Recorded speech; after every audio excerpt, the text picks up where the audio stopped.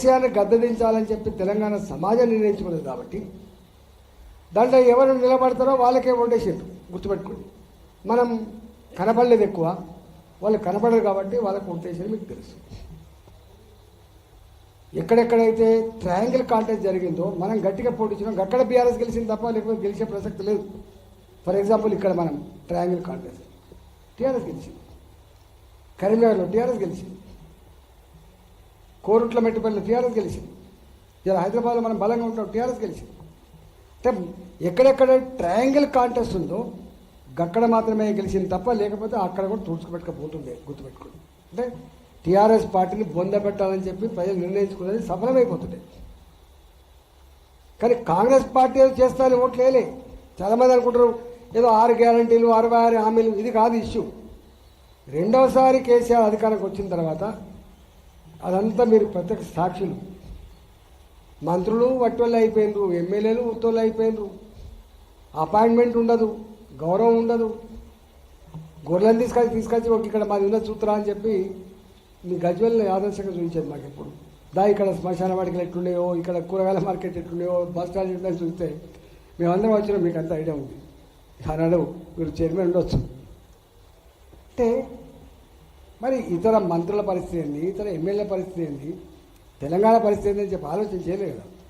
అంటే గట్లాడప్పుడే అనుకున్నారు, ఓహో మంత్రులకు ఏం లేదు, ఎమ్మెల్యేలకు ఏం లేదు, అంతా కేసీఆర్ కుటుంబ పాలన, మంత్రివర్గం కూడా 3 నెలల తర్వాత వేసిందని చెప్పి అప్పుడే అనుకున్నారు. రెండవసారి అధికారం వచ్చిన తర్వాత కళ్ళు నెత్తికెక్కినాయి, అహంకారం పెరిగిందని చెప్పి భావన వచ్చినప్పుడు వాస్తవం కదా.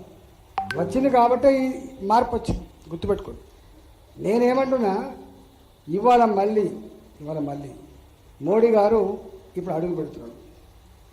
బట్టిగానే అడుగు పెట్టాడు, ఏదో ఆలోచన ఉంటుంది. ఆ ఆలోచన ఇంకా ఎన్నాళ్ళు తెలంగాణ కార్యకర్తల వేదన, దుఃఖం. 44 ఏళ్ళుగా 45 ఏళ్ళుగా 46 ఏళ్ళుగా కళ్ళల్లో వత్తులేసుకొని భారతీయ జనతా పార్టీ కార్యకర్తలుగా, నాయకులుగా, సర్పంచ్లుగా, ఎంపీటీసీలుగా, కౌన్సిలర్లుగా, కార్పొరేటర్లుగా, మండల పరిషత్ ప్రెసిడెంట్గా, మున్సిపల్ అధ్యక్షులుగా, ఓ ఎమ్మెల్యేలుగా ఎంపీలు కావాలని చెప్పి కళ్ళు కంటారు. ఆ కళలు సఫలం కావట్లేదు. నేను మొన్న ఇక్కడ చెప్పిన భారతీయ జనతా పార్టీ ఆవిర్భవించిన తర్వాత వాజ్పేయి గారి నాయకత్వంలో మన పార్టీ ముందుకు పోతున్న తరుణంలో ఎన్నికలు జరిగితే 2 పార్లమెంట్ సీట్లు గెలిచినాయి. ఒకటి గుజరాత్, రెండవది తెలంగాణ. ఇక్కడ అనంకొండ గెలిచింది జంగారెడ్డి గారు. మరి ఒకటే సీటు గెలిచిన గుజరాత్ ఇవాళ ఎక్కడ ఉంది?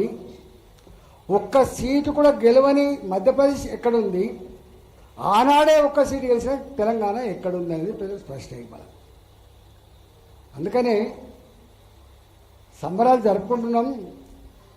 మన సంబరం ఎప్పుడని చెప్పి కార్యకర్తలు, నాయకులు మదన పడుతున్నారు. ఇవాళ ఆ కార్యకర్తల, ఆ నాయకుల అంతరంగాన్ని ఆవిష్కరించే ప్రయత్నమే మోడీ గారి రాక. ఇక్కడ మోడీ గారు రాక మరి మన కోసం వస్తున్నప్పుడు సరే 7,000 కోట్ల రూపాయలు అభివృద్ధి పనులు, ఇటు నార్త్ RRR రోడ్డు 35,000 కోట్లు, డబ్బులు ఇష్యూ కాదు ఇక్కడ. ఏదో 35,000 కోట్లు నేను ఇస్తున్నా, క్యాబినెట్ ఆమోదం పొందింది, 7,000 కోట్ల రూపాయలు తీస్తున్నా, 12 లక్షల కోట్ల రూపాయలు ఇచ్చి అభివృద్ధి చేసిన ఇవన్నీ ఉంటాయి. దీనికి ప్రతిఫలం ఏం కోరుతాడు మోడీ గారు? నేను 365 డేస్ ఒక కార్యకర్తలాగా, ప్రజల సేవకుడిలాగా, భారత ప్రజల సేవకుడిలాగా పనిచేస్తున్నా కదా. ఎన్నడూ ఒక హాలిడే లేదు కదా, నాకు స్వార్థం లేదు కదా. నన్ను నిండు మనసుతో ఆశీర్వదిస్తారా లేదా తెలంగాణ ప్రజలని చెప్పి అప్పీల్ చేసేటువంటి బాధ్యత మోడీ గారికి ఉంది కాబట్టి, హక్కు ఉంది కాబట్టి వారు రేపు వచ్చి అప్పీల్ చేసిపోతారు.